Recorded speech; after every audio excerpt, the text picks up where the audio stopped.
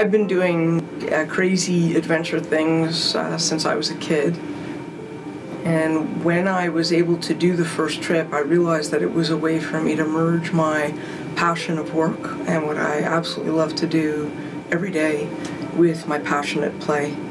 So for me, it was the most natural fit imaginable.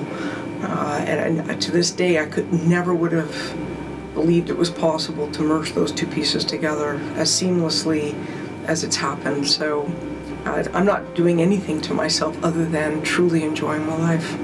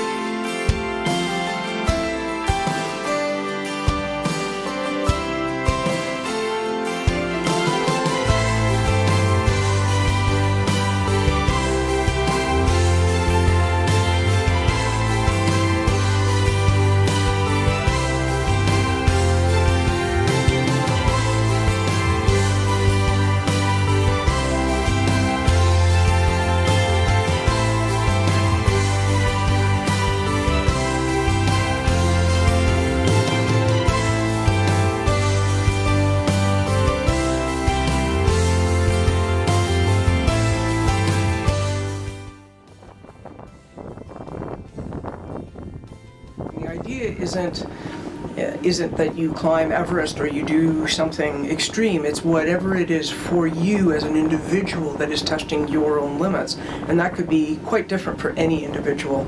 An example is one of our transplant patients did a book marathon where she read a book a day for a month.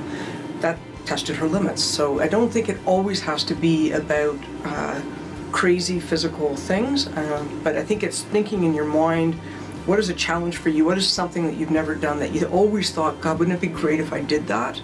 And then doing it.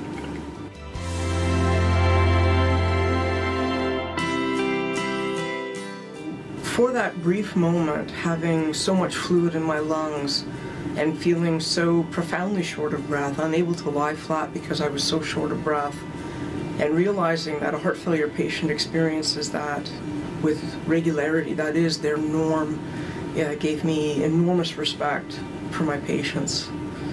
At the North Pole, we were pinned by weather in the tent for about 60 hours where everything had to be done in the tent. It was a raging storm outside. It was pretty hairy, and we didn't know if the storm was going to let up in time. We were at the end of our food and fuel.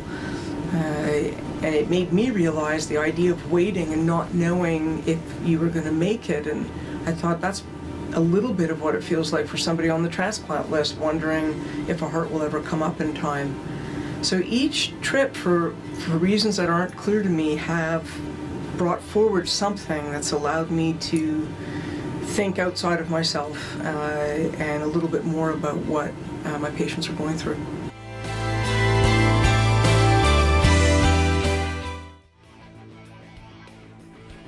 Risk is always dependent on who you are and what you're comfortable with, and as somebody said to me, if you're not on the edge, you're taking up too much room. And if you think about that thematically, what we do at Peter Munk Cardiac Center is exactly that. We're on the edge, we're on the cutting edge of science and medicine and cardiology, cardiac surgery, and this is just following that thread through to physical activity. So I see it as just emblematic, if you will, of everything that we do here at PMCC.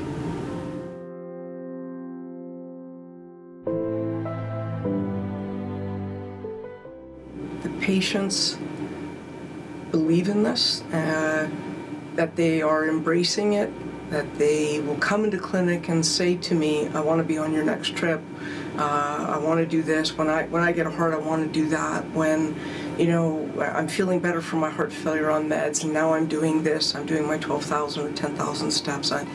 Having people get the message, right? It isn't about, again, it's not about climbing a mountain, it's about embracing your own heart health, looking after yourself, embracing your life is worth 1 hour a day, and making the changes that we know will impact both your quality of life and your survival.